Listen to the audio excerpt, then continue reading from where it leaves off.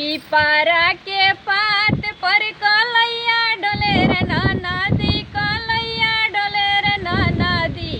जैसे हो डोले जियारा हमार छोटी रे नदी, जैसे हो डोले जियारा हमार छोटी रे नदी।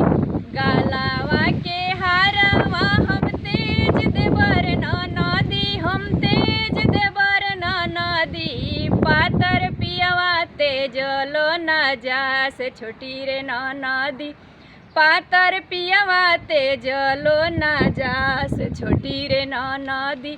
नाक के नथियावा हम तेज देवर नदी, हम तेज देवर नदी। पातर पियवा तेजलो न जास छोटी रे नदी, पातर पियवा तेजलो न जास छोटी रे नदी।